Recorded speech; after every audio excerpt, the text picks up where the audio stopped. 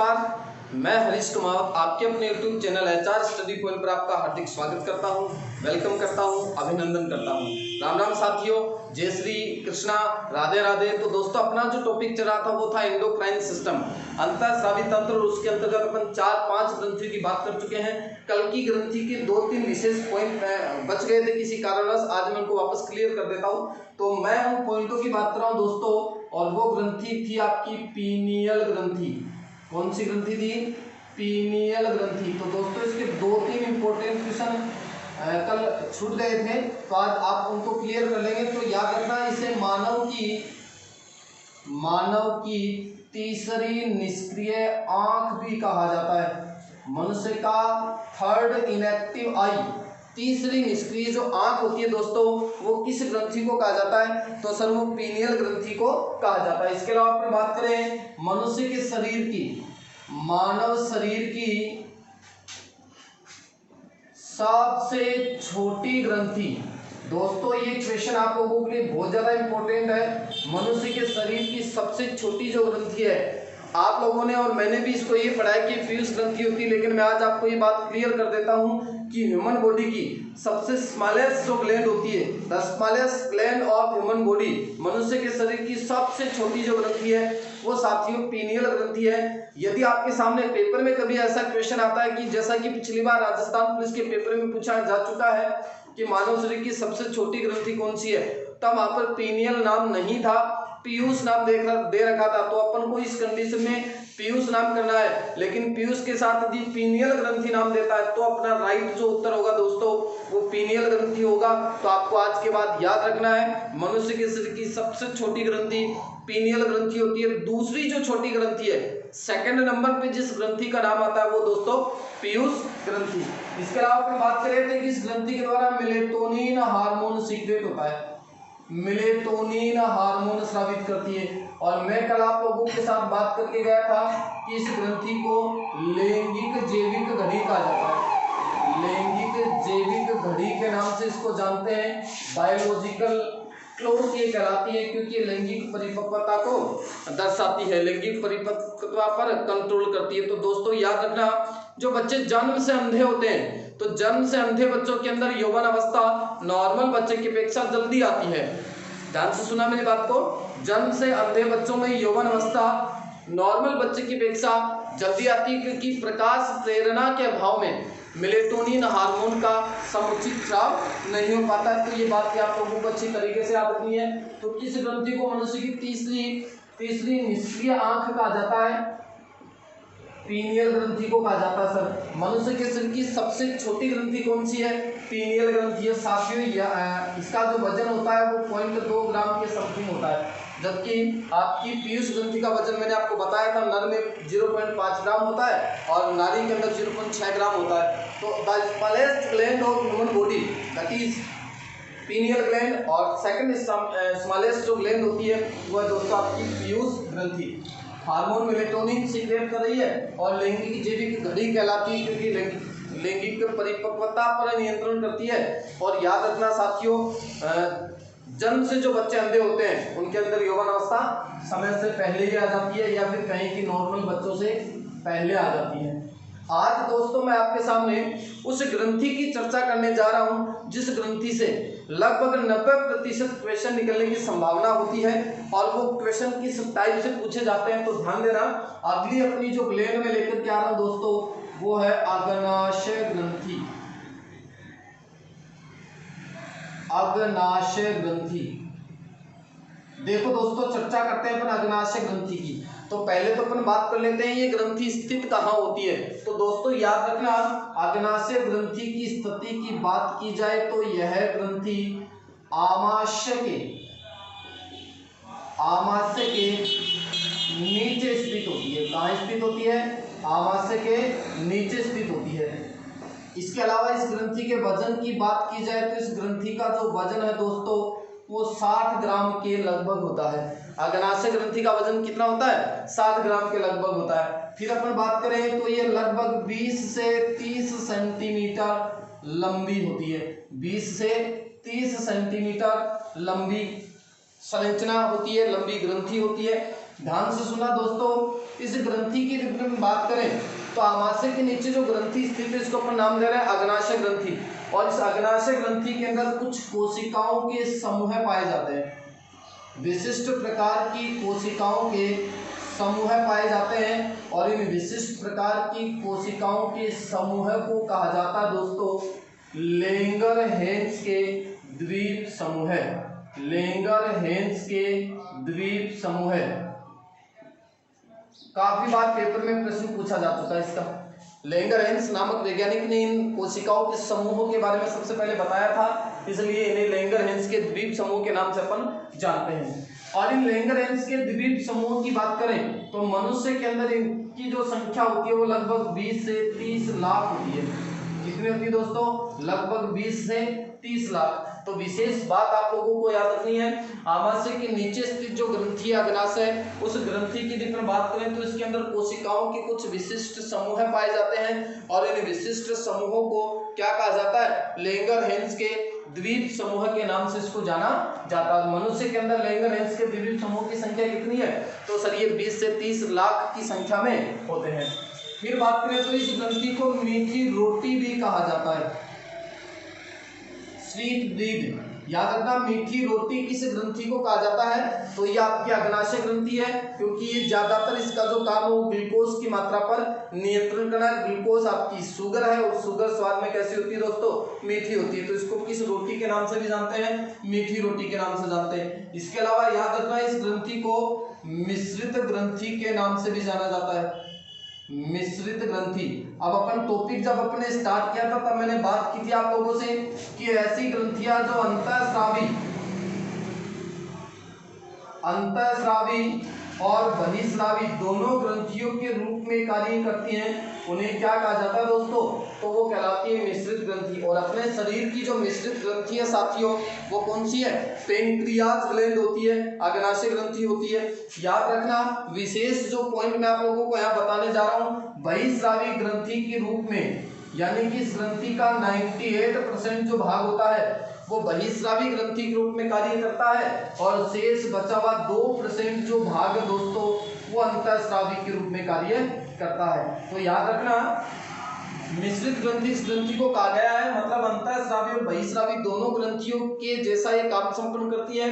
अंतःस्रावी की बात करें तो ये हार्मोन रिलीज करती है, और बहिस्रावी की बात करें तो जूस की बात कर सकते हैं। इसके अलावा अपन एंजाइम की बात कर सकते हैं। तो ये दोनों ही प्रकार का कार्य संपन्न करती है। इसका जो 2% भाग है, अग्नाशय ग्रंथि का 2% जो भाग है वो अंतःस्रावी ग्रंथि के रूप में कार्यरत होता है, और शेष 98% जो भाग होता है दोस्तों वो बहिस्रावी ग्रंथि के रूप में कार्य संपन्न करता है। अब देखो मैं आपको बताता हूँ कि इस ग्रंथि के अंदर जो कोशिकाओं के समूह उपस्थित हैं, इन कोशिकाओं के समूहों को अपन ने क्या नाम दिया है? लैंगरहैंस के द्वीप समूह का। सर क्या कहा है? लैंगरहैंस के द्वीप समूह।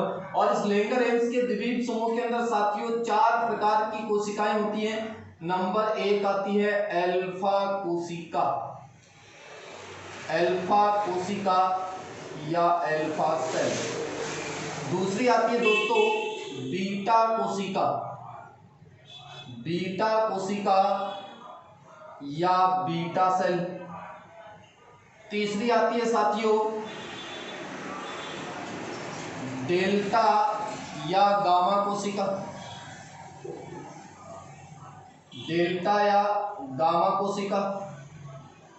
और चौथी आती है प्यारे दोस्तों पीपी सेल, पीपी सेल मतलब पी का मतलब है पेंक्रियाटिक और दूसरे पी का मतलब है पॉलीपेप्टाइड, अग्नाशयी पॉलीपेप्टाइड कोशिकाएं इनको हिंदी में कहते हैं पेंक्रियाटिक पॉलीपेप्टाइड सेल ये होती हैं। तो ये 4 प्रकार की विशिष्ट कोशिकाएं यहाँ से इस लैंगरहैंस के द्वीप समूह के अंदर उपस्थित हैं। यदि अपनी इन 3 कोशिकाओं की बात करें तो दोस्तों ये तो अंतःस्रावी ग्रंथि के रूप में कार्य करती है, ये जो तीनों कोशिकाएं वो अंतःस्रावी के रूप में कार्य करती है, और आपकी पीपी जो सेल होती है वो बहिस्रावी के रूप में कार्य संपन्न करती है, बहिस्रावी के रूप में कार्य संपन्न करती है। कौन सी सेल? PP cell. और पीपी का मतलब क्या है? पैंक्रियाटिक पॉलीपेप्टाइड या अग्नाशयी पॉलीपेप्टाइड कोशिकाएं इनको कहा जाता है। तो ये तीन विशेष जो पॉइंट आप लोगों के लिए काफी इंपॉर्टेंट है, अल्फा कोशिका, बीटा कोशिका, डेल्टा या गामा कोशिका। अब बात करते हैं कौन सी कोशिका के द्वारा कौन सा हार्मोन रिलीज होता है। तो साथियों ध्यान से सुना, अल्फा कोशिका के द्वारा जो हार्मोन सीक्रेट होता है उसे ग्लूकागोन हार्मोन कहते हैं। कौन सा हार्मोन कहते हैं दोस्तों? ग्लूकागोन हार्मोन कहते हैं। बीटा कोशिका के द्वारा जो हार्मोन सीक्रेट होता है उसे इंसुलिन हार्मोन कहा जाता है। कौन सा हार्मोन कहते हैं? Insulin hormone. और डेल्टा या गामा कोशिका के द्वारा जो हार्मोन रिलीज होता है उसे सोमेटोस्टेटिन हार्मोन कहा जाता है। कौन सा हार्मोन कहते हैं? सोमेटोस्टेटिन हार्मोन के नाम से जानते हैं।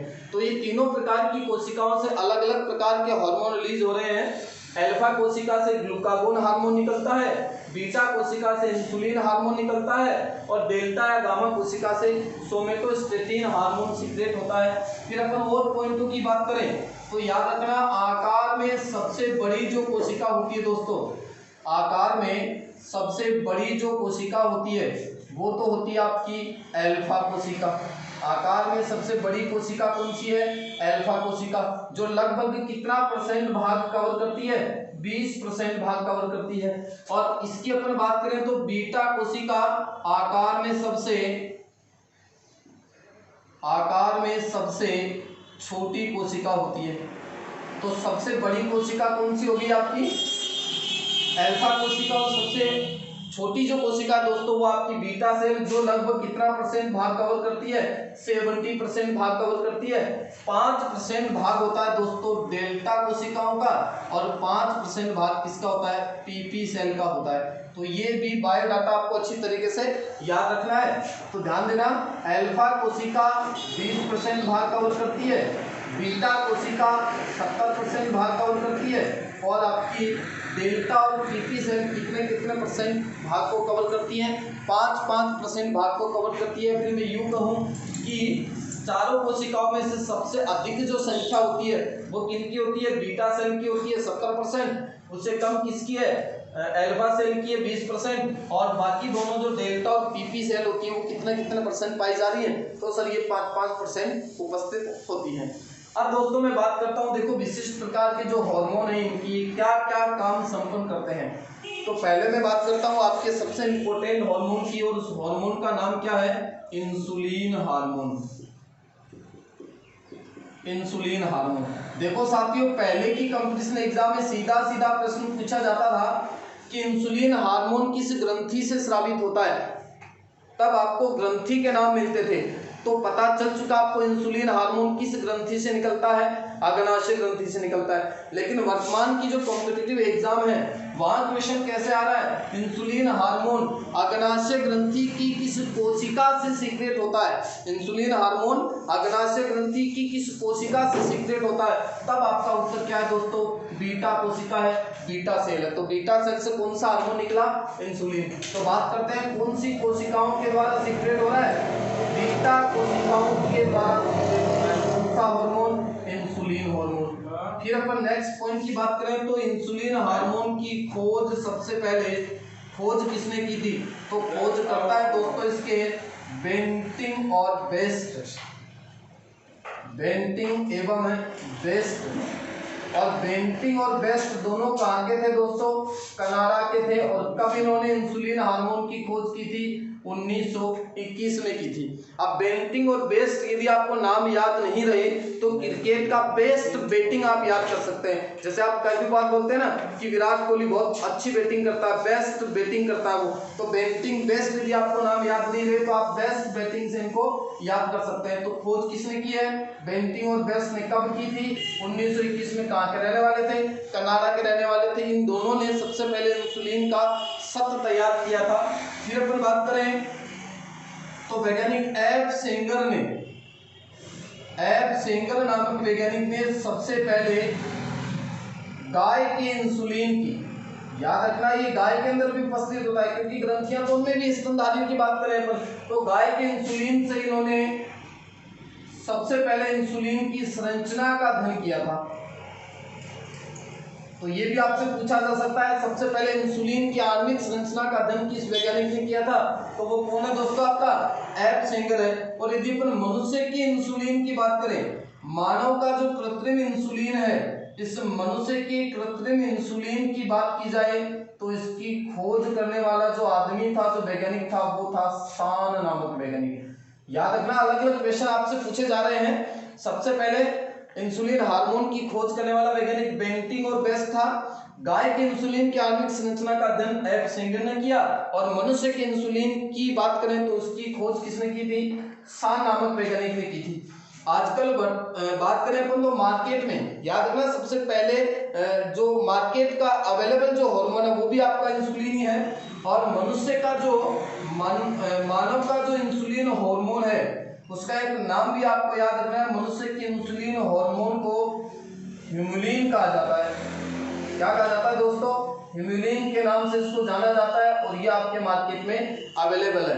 याद रखना, मनुष्य के शरीर का ये एकमात्र ऐसा हार्मोन है जो मार्केट में भी उपलब्ध है, मतलब इसका कृत्रिम संश्लेषण भी किया जा चुका है। तो ये चारों पांचों क्वेश्चन आप लोगों के लिए काफी इंपॉर्टेंट होंगे, काफी बार पेपर में पूछे जा चुके हैं। इसके अलावा एक इंपॉर्टेंट क्वेश्चन और बनता है यहाँ पर, इंसुलिन हार्मोन के निर्माण के लिए कौन सा तत्व अपनी महत्वपूर्ण भूमिका निभाता है? तो याद रखना दोस्तों, इंसुलिन हार्मोन का जब संश्लेषण होता है, इंसुलिन हार्मोन का जब निर्माण होता है तो कौन सा खनिज तत्व अपनी महत्वपूर्ण भूमिका अदा करता है? तो वो आपका दोस्तों जिंक। इसके अलावा जिंक लार में भी उपस्थित होता है, स्तन ग्रंथियों में भी उपस्थित होता है।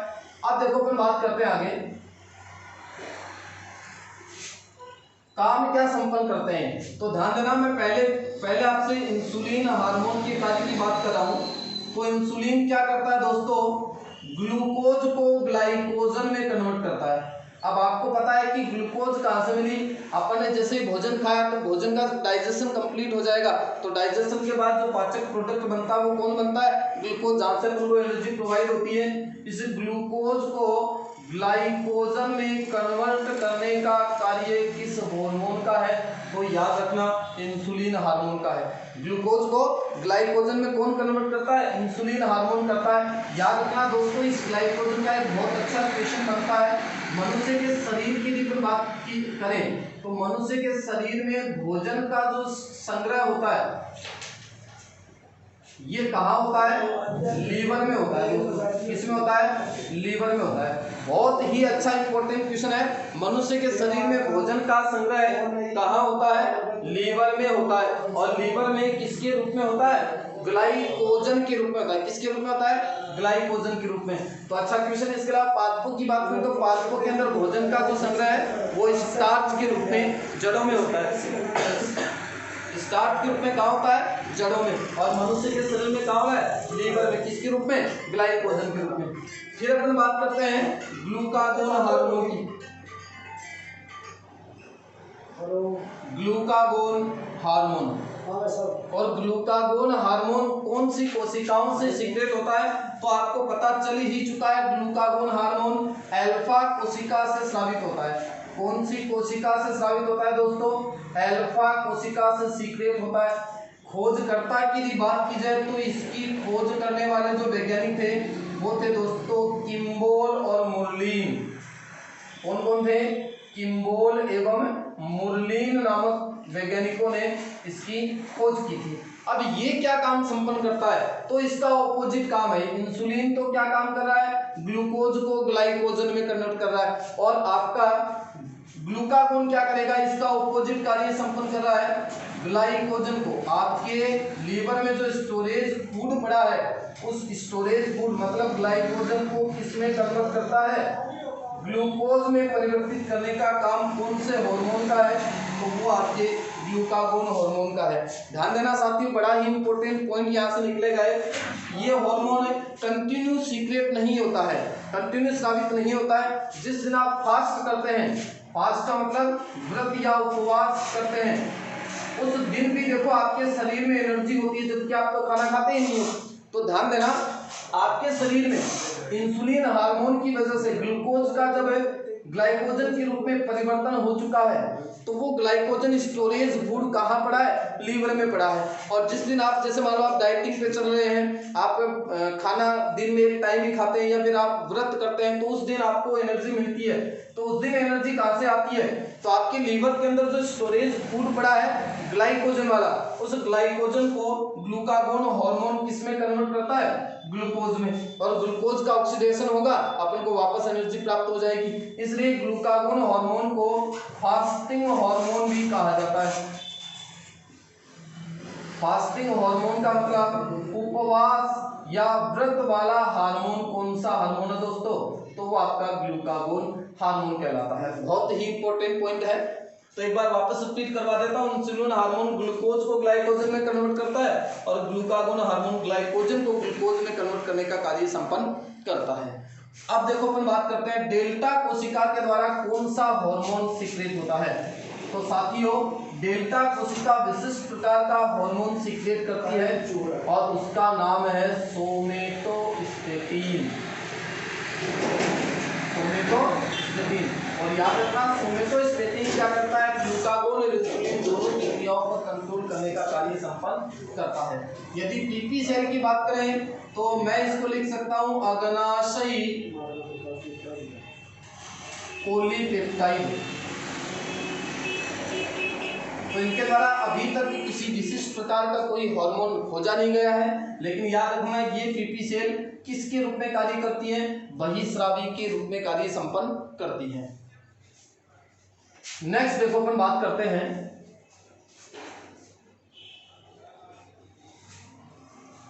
इंसुलिन की कमी और अधिकता से क्या रोग पैदा होते हैं।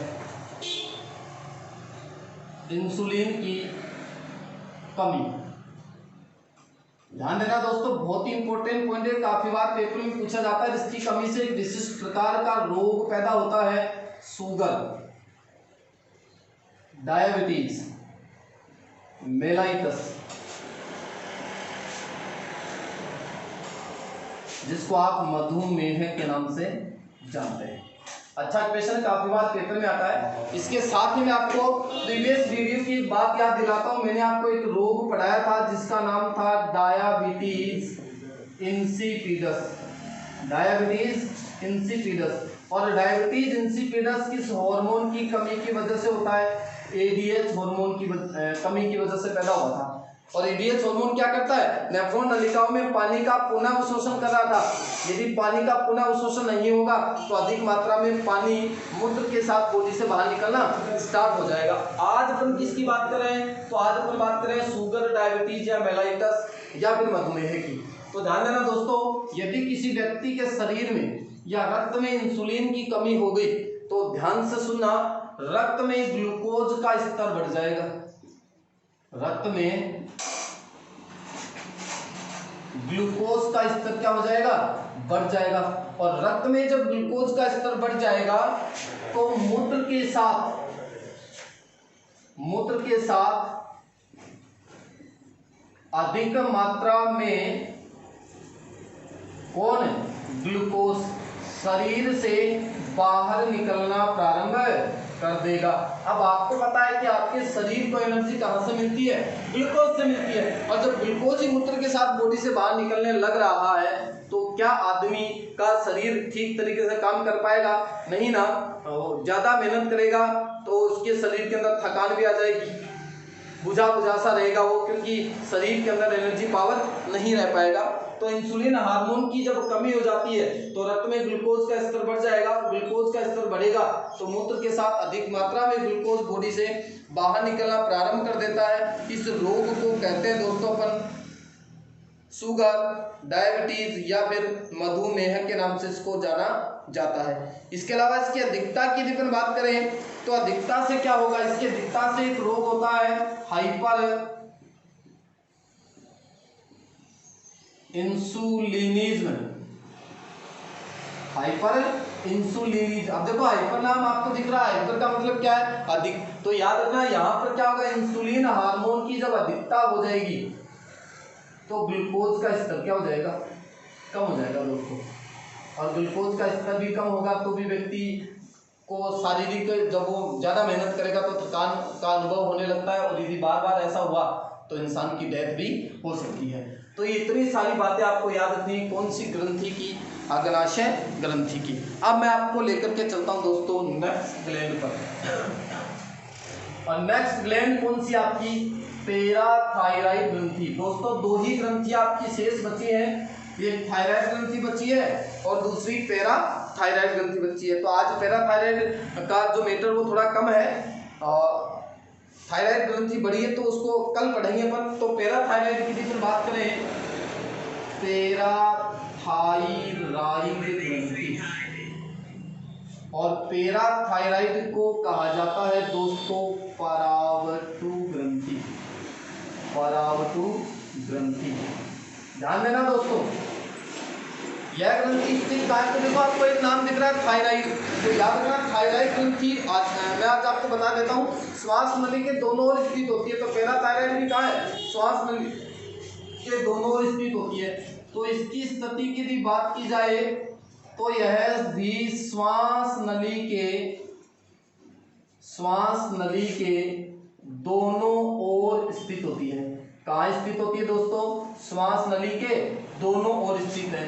यदि इसकी संख्या की बात की जाए तो संख्या होती है साथियों 2 जोड़ी।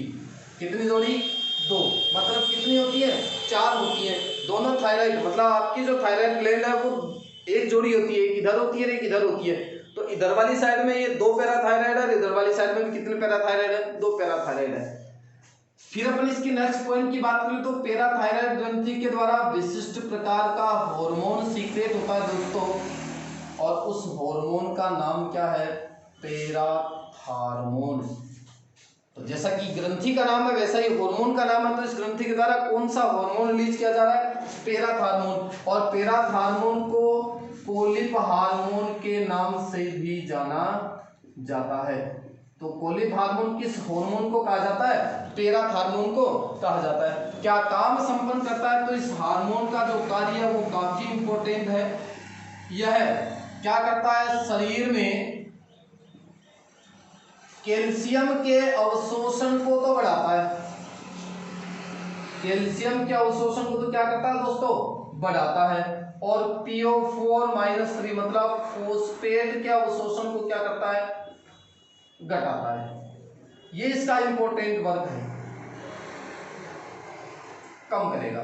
तो पैराथार्मोन या पोलिप हार्मोन का कार्य आपको पता चल चुका है शरीर में या अस्थियों में, क्योंकि अपनी अस्थियां किससे मिलकर बनी हुई है, कैल्शियम और फास्फोरस से।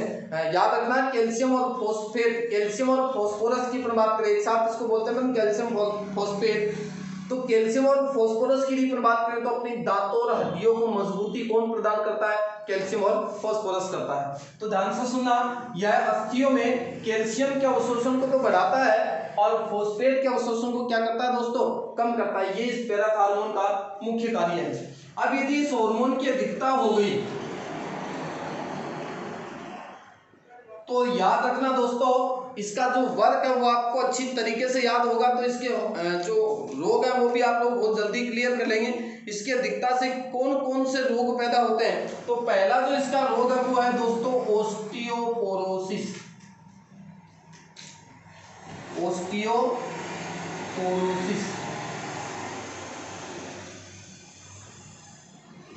ध्यान से देखना, ओस्टियोपोरोसिस में क्या हो रहा है, इस हार्मोन यानी कि पैराथार्मोन या पोलिप हार्मोन की अधिकता हो जाएगी तो कौन सा रोग पैदा हो रहा है, ओस्टियोपोरोसिस। अब ओस्टियोपोरोसिस में क्या होगा, हड्डियों का क्षरण प्रारंभ हो जाएगा। क्षरण का मतलब हड्डियां अपन ऐसा मान सकते हैं कि नष्ट होना स्टार्ट हो जाती है, और क्षरण जब प्रारंभ हो जाएगा तो हड्डियां भंगुर प्रकृति की हो जाती हैं, कमजोर होने लगती है। भंगुर प्रकृति का मतलब क्या है, थोड़ा सा बल लगाते ही वो टुकड़ों में डिवाइड हो जाती है। जैसे नमक की बात की जाए या आयनिक यौगिकों की अपन बात करें तो भंगुर प्रकृति के होते हैं। एंथ्रेसाइट जो कोयला है वो भंगुर प्रकृति का होता है, थोड़ा सा भारी बल लगाते ही वो टुकड़ों में डिवाइड होना प्रारंभ कर देते हैं। इसके अलावा अपन बात करें तो इसकी अधिकता से हाइपर कैल्सीमिया रोग पैदा होता है। अब देखो दोस्तों, ये दो नाम आपके सामने बार बार आते हैं, हाइपर और हाइपो। और हाइपर का मतलब तो हमेशा ज्यादा होता है, जबकि हाइपो का मतलब हमेशा क्या होता है दोस्तों, कम होता है। तो याद रखना इस रोग के अंतर्गत क्या होगा, जब हाइपर कैल्सीमिया की शिकायत हो जाएगी, मतलब हड्डियों के अंदर कैल्शियम का अवशोषण बहुत ज्यादा हो जाएगा, तो क्या होगा यहाँ पर, कैल्शियम का जो अवशोषण है वो बहुत अधिक यदि हो गया, कैल्शियम का अवशोषण यदि बहुत अधिक हो गया तो भी हड्डियों के अंदर मतलब कमजोरी आना स्टार्ट हो जाती है। और यदि लंबे टाइम तक ऐसा चलता रहा तो किडनी मतलब वृक्क और पित्ताशय में क्या पड़ना स्टार्ट हो जाती है, पथरी पड़ना स्टार्ट हो जाती है, स्टोन हो जाते हैं दोस्तों। तो ये पॉइंट भी आप लोगों के लिए अच्छे हैं दोनों। तो पैराथार्मोन की अधिकता से दो प्रकार के रोग पैदा हो रहे हैं, ऑस्टियोपोरोसिस, हड्डियों का क्षरण प्रारंभ हो जाएगा, हड्डियां भंगुर प्रकृति की होने लग जाएंगी। हाइपर कैल्शियम की बात करें तो कैल्शियम का अवशोषण बहुत अधिक हो जाएगा और जिससे किडनी और पित्ताशय के अंदर पथरी जो है, स्टोन है, वो पड़ना स्टार्ट हो जाती है। यदि इस हार्मोन की कमी की यदि दोस्तों बात की जाए तो इसकी कमी से कौन कौन से रोग होते हैं वो भी अपन चर्चा करते हैं। यदि इस हार्मोन की कमी होगी तो कमी से पहला जो रोग है दोस्तों वो है टिटेनी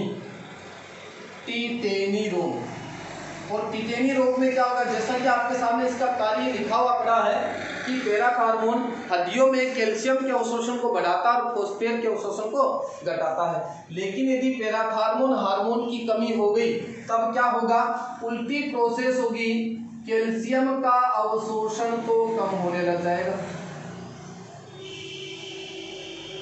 और फॉस्फेट का अवशोषण बढ़ जाएगा दोस्तों। अब जैसा काम इस हार्मोन का है उससे ऑपोजिट यदि कार्य संपन्न हो रहा है तो आपको भी पता है किसी न किसी प्रकार की व्याधि या बीमारी जरूर पैदा होगी। तो याद रखना इस रोग के अंतर्गत क्या होने वाला है, तो कैल्शियम का अवशोषण तो कम हो रहा है और फॉस्फेट का अवशोषण बढ़ रहा है। तो सर इससे क्या फर्क पड़ेगा, तो याद रखना यदि ऐसा हो गया तो हड्डियों में ऐंठन उत्पन्न हो जाती है। और ऐंठन का मतलब क्या है, मुड़ना, हड्डियां मुड़ना स्टार्ट हो जाती हैं। इसके अलावा हड्डियों में कंपन होने लगते हैं। क्या होने लगते हैं, कंपन होने लगते हैं। दूसरा जो इसका रोग है वो है दोस्तों हाइपोकैल्सीमिया।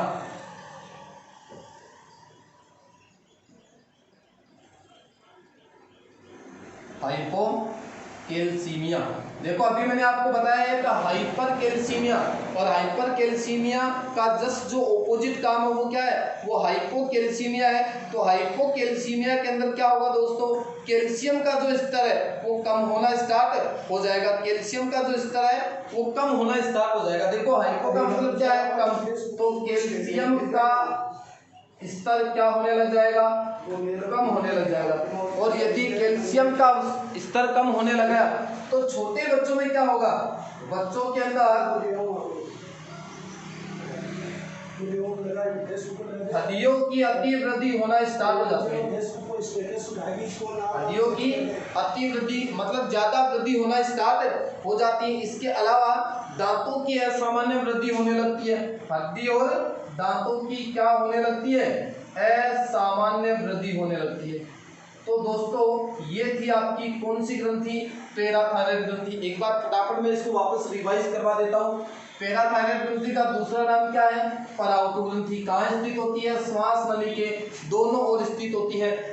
दोनों ओर स्थित है तो दो जोड़ी की संख्या होती है, मतलब संख्या में कितनी होती है, 4 होती है। दो बाईं ओर होती है, दो दाईं ओर होती है।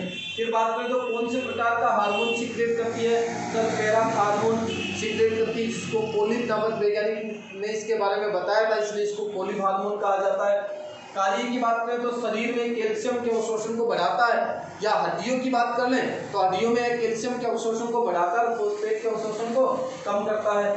कमी की वजह से भी जो रोग हो रहे हैं तो उसमें पहला रोग आता है टिटेनी। और दोस्तों याद रखना ये रोग काफी बार पूछा जा चुका है। टिटेनी में क्या होगा, कैल्शियम का अवशोषण कम होगा और फॉस्फेट का अवशोषण बढ़ना स्टार्ट हो जाएगा, जिसकी वजह से हड्डियों में ऐंठन पैदा हो जाती है, कंपन उत्पन्न होने लगते हैं। और हाइपोकैल्सीमिया की बात करें तो कैल्शियम का स्तर कम हो रहा है, और कैल्शियम का स्तर कम हो रहा है तो बच्चों के अंदर जो दांत और जो हड्डियां होती हैं उनके अंदर असामान्य रूप से अति वृद्धि होना स्टार्ट हो जाती है। फिर अधिकता की बात करें तो अधिकता से भी मैंने आपको 2 रोग बताए हैं। पहला रोग था ओस्टियोपोरोसिस,